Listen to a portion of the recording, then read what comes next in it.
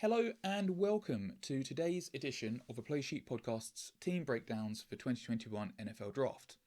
First up, we have the New England Patriots. 2020 was a tough year in many ways for the Patriots. The team finished 7-9 and third in the AFC East, snapping a streak of 11 straight divisional titles. No team suffered more COVID-19 sit-outs in 2020 than New England. I believe the final count was 8 players. And while most were second and third stringers, the absences of Patrick Chung and Donta Hightower were felt on the defense. This does not, however, explain the impotence the team had on offense. The team looked devoid of ideas and identity in their first post-Brady season.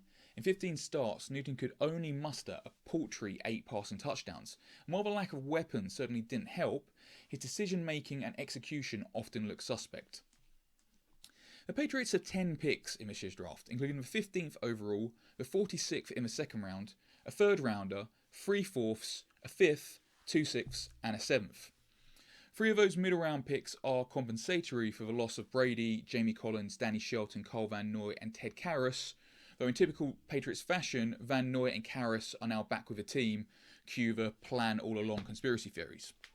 Before we get on to what they might do in the draft, it's important to contextualise their off-season so far. The team went a little bit crazy in free agency. There was a 2 or 3 day stretch in March where they were seemingly completing a massive signing every couple of hours. By my last count, we've brought in 14 new players, including tight ends Hunter Henry and Jonnu Smith, tackle Trent Brown, and linebacker Matt Judon. To add to this mix, you have most of the COVID sit-outs returning to the team, which in itself is an instant boost. I'm going to touch on areas of need quickly. Parking quarterback for the moment, wide receiver still looks underwhelming. Now clearly, when a team gives 2 tight ends big money contracts in the off-season, it's telegraphing that we're going to see a lot of 12 and 22 personnel groupings. And that's fine, but I'd probably still want better options than Nelson Agholor and Kendrick Bourne. On the other side of the ball, interior linebacker is probably the weakest starting unit on defence, but it's not a gaping hole, and I wouldn't describe the need there as urgent or pressing. All in all, for the most part, the 2021 Patriots look reloaded and quite strong.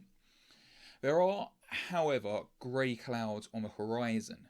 Both starting tackles, Isaiah Wynn and Trent Brown, as well as starting defensive backs JC Jackson, Stephen Gilmore and Devin McCourty, are all in the last year of their contracts. I'm sure the team will do what it can to keep who they want, but medium-term replacements need to be identified. So let's move on to the elephant in the room, quarterback. As previously mentioned, Cam Newton does not appear to be the future of this franchise. He's been extended for another year, but unfortunately he no longer looks the electrifying talent that won league MVP in 2015. Belichick has been seen at a few signal callers pro days, notably pulling the most unimpressed of faces during Mac Jones' workout. Based on their position in the draft order, the Patriots are out of the picture for the top 3 guys off the board. Depending on who the 49ers take, that leaves either Jones or Fields and Trey Lance in the mix. The Patriots would probably still need to trade up to get any of those guys, as quarterback peckish teams like Carolina and Denver sit in front of them. As we've mentioned several times, any team taking a quarterback past the first 3 picks is taking a guy deemed the 4th best at his position in the draft. Drew Lock, Josh Rosen and Deshaun Koza were the 4th QBs off the board in recent years. Mortgaging future picks and trading up would imply that this is the strongest quarterback draft class ever, which I just don't think it is. Then there are other factors to take into consideration as well, like Jimmy G's looming availability. But then, on the other hand, what else do the Patriots do? There are no early must-draft positional needs for the Patriots. At 15th overall, they won't find value at wide receiver nor inside linebacker. The team primarily needs depth and developmental options that it should be able to find at the start of day 3 with all those 4th round picks. For what it's worth, I don't see Belichick being dazzled enough by a quarterback to move up in this year's draft.